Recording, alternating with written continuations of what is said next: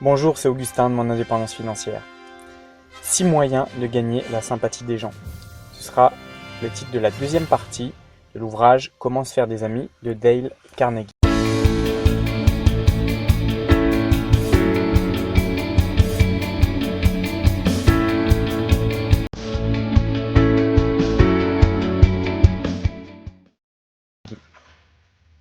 Pour être partout le bienvenu.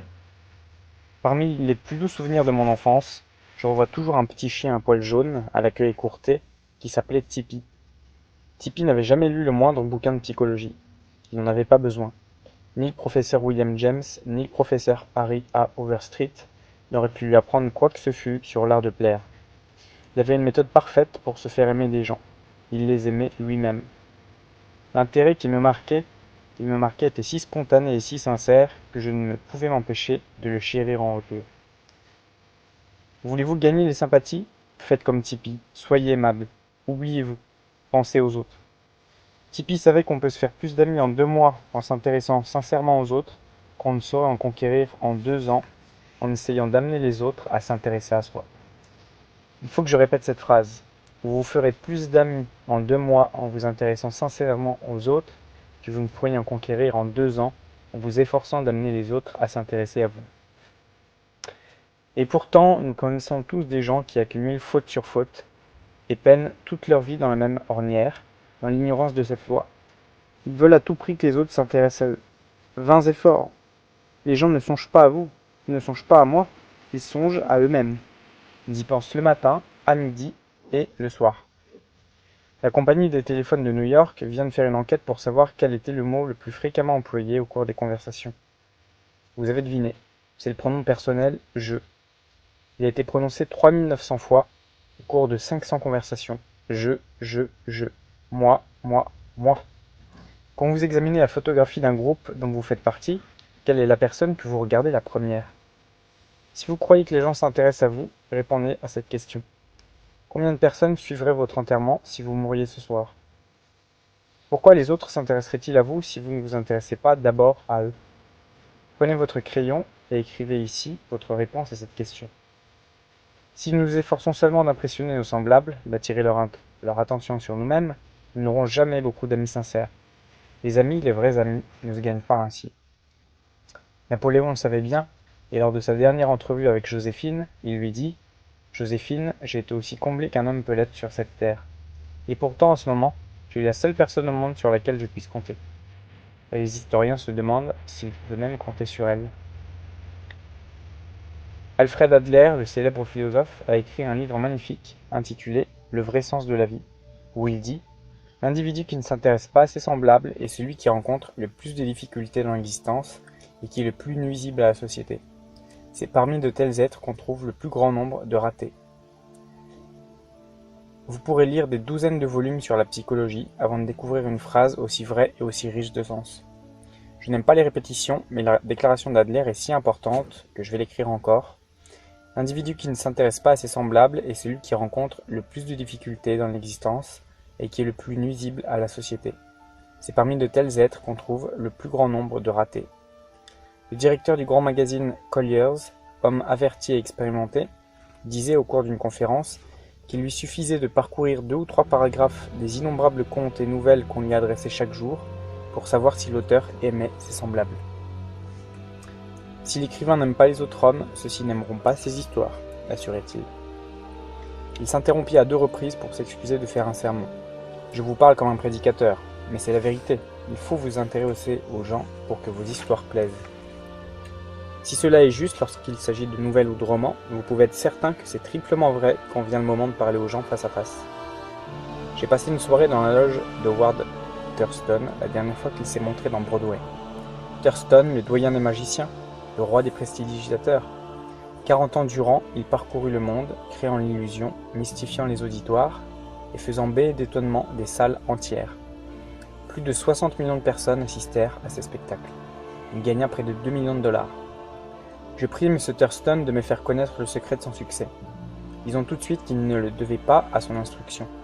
Il quitta le foyer de ses parents encore enfants, devint vagabond, voyagea dans les wagons à bestiaux, dormit dans les meules de foin, mendia son pain de porte en porte et apprit à lire en regardant les affiches le long de la voie ferrée. Peut-être connaissait-il à fond les sciences de la magie? Nullement. Il m'avouait lui-même qu'il existait des centaines de livres sur ce sujet et qu'il ne manquait pas de gens qui en savaient aussi long que lui. Mais il possédait deux qualités que les autres n'avaient pas. Premièrement, il avait une personnalité qui plaisait. C'était un acteur consommé et un excellent psychologue. Tout ce qu'il faisait, chacun de ses gestes, chaque intonation de sa voix, chaque haussement de sourcil avait été soigneusement étudié d'avance. En outre, Thurston s'intéressait sincèrement aux gens. Il me dit que bien d'autres magiciens, dévisageant leur auditoire, se disaient « Tout ça, c'est des ballots, une bande de poires, je vais leur mettre plein la vue. » Et la méthode de Thurston était bien différente. Il me confia que, chaque fois qu'il entrait sur scène, il se disait « Je suis reconnaissant à tous ces gens d'être venus me voir. Ils me permettent de gagner ma vie fort agréablement. Je vais leur donner le meilleur de moi-même. » Il déclara qu'il ne s'avançait jamais au bord de la rampe sans s'être tout bas répété au préalable « J'aime mon auditoire. J'aime mon auditoire. » C'est ridicule, puéril. Vous avez le droit de penser ce que vous voudrez. Je vous communique simplement cette recette sans commentaire, parce qu'elle a fait le succès d'un des plus célèbres magiciens de tous les temps. Madame Schumann-Heynke, la cantatrice, me disait à peu près la même chose. Malgré la misère et les chagrins, malgré les difficultés d'une vie si remplie de malheurs qu'un jour elle tenta de se tuer avec ses enfants, elle connut tous les triomphes. Elle devint une des plus admirables cantatrices wagnériennes qui ait jamais bouleversé un auditoire. Et elle aussi me confia qu'un des secrets de son succès était l'intense intérêt qu'elle portait à ses semblables. Telle fut aussi l'origine de l'étonnante popularité de Theodore Roosevelt. Ses domestiques même l'adoraient. Son valet de chambre noir, James E. Amos, écrivit sur lui un livre intitulé « Theodore Roosevelt, le héros de son valet ». Il y relate cet incident significatif. Une fois, ma femme avait interrogé le président sur des perdrix. Elle n'en avait jamais vu, et le président, lui en fit la description minutieuse. À quelque temps de là, la sonnerie de notre téléphone retentit. Amos et sa femme habitaient un petit cottage dans la propriété des Roosevelt à Oyster Bay. Ma femme répondit. C'était Mr. Roosevelt en personne qui parlait à l'autre bout du fil. Il l'avait appelé pour l'avertir qu'une perdrix se trouvait devant sa fenêtre et que si elle voulait regarder, elle la verrait. Ces petites attentions lui étaient particulières. Quand il passait près de notre chalet, même si nous étions hors de vue, il criait « Ouh, Annie ! Ouh, James ! Un salut amical en passant !» Comment des serviteurs n'adoreraient-ils pas un maître pareil? Comment chacun ne l'aimerait-il pas? Roosevelt vint un jour à la Maison-Blanche en l'absence du président Taft et de sa femme. Il montrait son amitié pour les humbles en appelant par leur nom tous les domestiques de la résidence présidentielle, jusqu'aux filles de cuisine. Quand il vit Alice, la cuisinière, dit un chroniqueur, il lui demanda si elle faisait toujours du pain de maïs. Elle répondit qu'elle en confectionnait encore pour l'office et qu'aucun des maîtres n'en prenait. « C'est qu'ils ont mauvais goût », tonna joyeusement Roosevelt. « Je le dirai au président quand je le verrai. » Alice lui apporta une tranche de pain de maïs sur une assiette, et il se dirigea vers le bureau tout en la mangeant, et tout en saluant les jardiniers et autres travailleurs qu'il voyait sur son chemin. Il interpellait chacun comme par le passé. Tous parlent encore à voix basse du temps où il habitait la Maison-Blanche. Et un vieil employé déclarait avec des larmes dans la voix « C'est le seul jour de bonheur que nous ayons eu en 2 ans. Il n'est pas un d'entre nous qui consentirait à échanger contre un billet de $100. » C'est aussi à cause de l'ardent intérêt qu'il portait aux autres que le docteur Charles W. Eliot fut un des présidents d'université les plus populaires, les plus aimés. N'oublions pas que son règne commença 4 ans après la guerre de sécession, pour ne s'achever qu'un lustre avant l'explosion de 1914. Voici un petit incident qui illustre bien l'attitude du docteur Eliot. Un jour, il reçut la visite d'un élève qui venait emprunter $500 à la caisse des étudiants. L'emprunt fut accordé. Je remerciai chaleureusement, raconte le héros de l'histoire, Mr. Crandon, puis je m'apprêtais à prendre congé, quand le président Eliot m'arrêta. « Asseyez-vous un moment, me dit-il. Puis, à mon grand étonnement, il me parla ainsi. « Vous préparez vos repas dans votre chambre, je crois. C'est très bien, à condition que vous choisissiez la nourriture qui vous convienne et que vous en ayez suffisamment. Au collège, dans ma jeunesse, je faisais comme vous. Connaissez-vous le veau en gelée? C'est un des plats les plus avantageux, car il n'y a pas de déchets. Il suffit de prendre de la viande bien racise et de la faire cuire longtemps. Voici comment j'opérais. » Il m'expliqua alors la manière de sélectionner le morceau de veau, de le laisser mijoter doucement pour que le bouillon s'évapore, s'épaississe et devienne gelé en refroidissant, puis de presser la viande entre 2 casseroles et de la manger froide. Je sais par expérience que l'on peut capter l'attention et obtenir la coopération des personnages les plus importants et les plus sollicités d'Amérique simplement en leur montrant l'intérêt et l'admiration sincère qu'on a pour eux. Par exemple, il y a plusieurs années, je dirigeais un cours de rédaction à l'Institut des Arts et des Sciences à Brooklyn.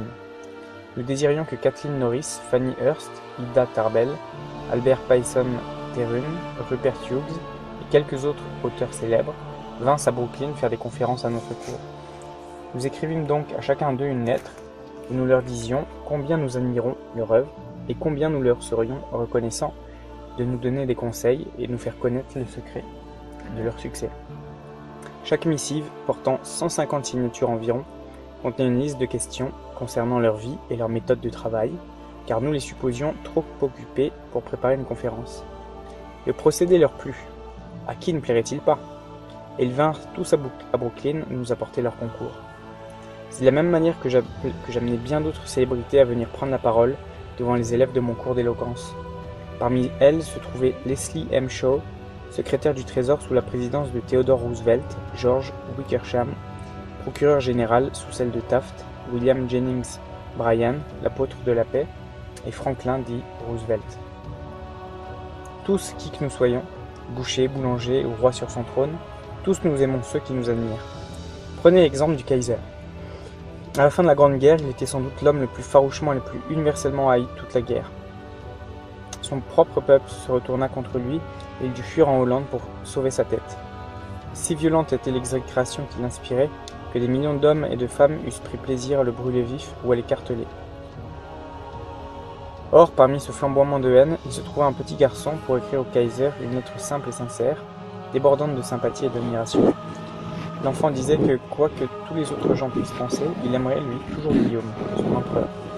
Le Kaiser fut profondément touché par ce message et invita le petit garçon à venir le voir en Hollande. Celui-ci vint accompagné de sa mère et tout cela se termina par un mariage. Voilà un petit gars qui n'avait pas besoin de lire des livres sur l'art de plaire, il le connaissait d'instinct. Pour conquérir l'amitié des gens, ne craignons pas de nous donner de la peine, d'accomplir des choses qui exigent du temps, de la réflexion, des efforts et de l'abnégation. Au temps où l'ex-roi Édouard VIII était prince de Galles, il devait faire une tournée en Amérique du Sud. Eh bien, pour se préparer à cette expédition, il étudia pendant plusieurs mois l'espagnol, afin de pouvoir faire ses discours dans la langue du pays. C'est ainsi qu'il conquit le cœur des Sud-Américains. Voici des années que je note soigneusement sur un carnet les anniversaires de mes amis. Comment je m'y prends pour les découvrir? C'est très simple. Bien que je n'ai pas la moindre foi en l'astrologie, je commence par demander à mon ami s'il croit que la date de naissance a un rapport avec le caractère et la destinée. Je m'enquière ensuite du mois et du jour de naissance. S'il répond le 24 novembre par exemple, j'enregistre et je répète mentalement 24 novembre, 24 novembre. Dès qu'il a le dos tourné, j'inscris sur un papier son nom et cette date, et un peu plus tard, je transfère ces indications sur mon carnet.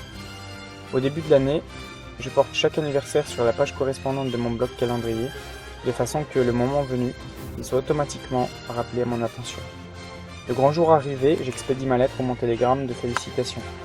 Quelle surprise! Quel succès! Bien souvent, je suis le seul à m'être souvenu de l'anniversaire. Vous voulez vous rendre sympathique? Alors accueillez les gens avec chaleur et empressement. Au téléphone, faites de même, répondez « Allô » sur un ton qui montre que vous avez du plaisir à entendre la voix qui vous appelle. La compagnie des téléphones de New York enseigne à ses standardistes à dire cette phrase. Quel numéro demandez-vous? D'une manière si plaisante qu'elle signifie « Bonjour, je suis heureuse de vous servir ». Pensons à cela demain en décrochant notre téléphone. Cette tactique donne-t-elle de bons résultats dans les relations commerciales? Je pourrais vous citer des douzaines d'exemples, mais l'espace me manque, je dois me limiter à 2. Charles R. Walters, chef de la comptabilité dans une grande banque de New York, fut chargé de préparer un rapport confidentiel sur le crédit d'une certaine firme. Il ne connaissait qu'un seul homme qui posséda les renseignements désirés. Il se rendit chez lui. C'était le président d'une vaste entreprise industrielle. À peine introduit, il vit une secrétaire passer sa tête par la porte d'un bureau adjacent et annonça à son chef qu'elle n'avait pas de timbre pour lui aujourd'hui. « Je collectionne les timbres pour mon fils qui a 12 ans », expliqua le président. Mr. Walters exposa le but de sa mission et commença à poser quelques questions, mais l'industriel se montra extrêmement vague, réticent, nébuleux. Il ne désirait pas se compromettre et rien n'eût pu l'inciter à parler. L'entrevue fut brève et stérile. « Franchement, je ne savais que faire, » disait M. Walters en rapportant l'histoire à ses camarades de cour. Alors je me souviens de la remarque de sa secrétaire, les timbres, le jeune fils. Je me rappelais aussi que le service étranger de notre banque recueillait tous les timbres qu'un courrier énorme lui apportait chaque jour des 5 parties du monde. J'étais sauvé, et le lendemain dans l'après-midi, je retournai voir mon homme. Je lui fis passer un petit billet l'informant que j'apportais des timbres pour son fils. Ah, mes amis, quel accueil! Il ne m'aurait pas secoué la main avec plus d'enthousiasme si j'avais été un électeur et qu'il eût été candidat au Congrès. Il n'était que sourire et bonne disposition. Il ne cessait de répéter, tout en tournant et retournant les vignettes, « Mon Georges sera enchanté de celui-ci, et celui-là, c'est une merveille !» Pendant une demi-heure, nous parlâmes timbre, tout en contemplant la photographie du jeune garçon. Puis cet important personnage passa une autre heure à me donner tous les renseignements que je désirais, et que je n'avais même pas eu à lui demander. Quand il m'eut révélé tout ce qu'il savait, il fit appeler ses employés pour les interroger. Il téléphona devant moi à d'autres personnes qu'il connaissait, pour obtenir si possible des données supplémentaires. Il me combla de rapports, de chiffres et de correspondances. C'était un triomphe sans précédent. Voici un autre cas. Le représentant d'un marchand de combustible, Mr. Knapf de Philadelphie, s'est efforcé depuis des années de conquérir la clientèle d'une grande entreprise aux nombreuses succursales. Mais c'était en vain. Celle-ci continuait à commander son charbon à un fournisseur qui habitait hors de la ville et à le ramener dans des camions qui passaient juste sous les fenêtres de M. Knapf. Celui-ci bouillonnait. Un soir, dans notre cour, il attaqua publiquement les entreprises à succursales multiples, les chain stores, les dénonçant comme la plaie de la nation. Et il s'étonnait ensuite de ne pouvoir gagner leur clientèle. Je lui suggérai une tactique différente. Nous allions organiser au sein de notre cour un débat dont le sujet serait le suivant: les chain stores sont-ils nuisibles à l'économie du pays? Sur mon conseil, Knapf devait adopter dans la controverse une attitude favorable aux sociétés à succursales multiples. Il accepta de le faire. Puis il alla trouver carrément un des dirigeants de ces entreprises et lui parla ainsi. « Monsieur, je ne suis pas venu ici pour vous vendre du charbon. Je suis venu pour vous demander un conseil. » Il expliqua le projet du débat et conclut en disant « Vous seul, monsieur, pouvez m'aider. Je ne vois personne qui saurait mieux que vous me fournir les renseignements dont j'ai besoin. J'ai à cœur de triompher dans ce débat et je vous serai très reconnaissant de l'aide que vous pourrez m'apporter. » Voici la fin de l'histoire racontée par monsieur Knapf. J'avais demandé à cet homme exactement 1 minute de son temps, et c'est seulement à cette condition qu'il avait consenti à me recevoir. Or, après m'avoir entendu, il me pria de m'asseoir, puis il parla, soyons précis, pendant 1 heure et 47 minutes. Il fit appeler un autre chef qui avait écrit un ouvrage sur les chain stores. Il écrivit à l'Association nationale des chain stores pour lui demander copie d'une étude sur le sujet. Quant à lui, il est profondément convaincu de l'utilité de ces entreprises. Il pense qu'elles rendent un réel service à l'humanité. Il est fier de penser que, grâce à sa maison, des centaines de villes sont approvisionnées plus sainement, plus rapidement, plus avantageusement. Tandis qu'il parlait, ses yeux brillaient d'enthousiasme. Je dois avouer qu'il ouvrit mes yeux à certaines vérités que je n'avais jamais envisagées. Il modifia complètement mon point de vue. Quand je partis, il m'accompagna à la porte, son bras passé autour de mes épaules, me souhaita bonne chance et m'invita à revenir le voir plus tard pour lui faire connaître l'issue du débat. Les dernières paroles qu'il prononça furent celles-ci. « Passez donc au printemps, je voudrais vous donner une commande de charbon. » Pour moi, c'était presque un miracle. Voilà qu'il m'offrait sa clientèle, sans que j'aie eu seulement à le solliciter. J'avais fait plus de chemin en 2 heures en m'intéressant sincèrement à lui et à ses affaires que je n'aurais pu en accomplir en 2 ans en m'efforçant uniquement de l'intéresser à moi et à mon charbon. Ce n'est pas une vérité nouvelle que vous avez découverte, monsieur Knapf. Il y a bien longtemps, 100 ans avant Jésus-Christ, un poète romain, Publius Cyrus, observait « Nous nous intéressons aux autres quand ils s'intéressent à nous ». Donc si vous voulez gagner l'amitié des gens, voici la première règle à suivre, intéressez-vous sincèrement à eux. J'espère que la lecture de ce chapitre vous aura plu. N'hésitez pas à liker, à commenter ou à partager. Et je vous dis à bientôt pour une nouvelle vidéo.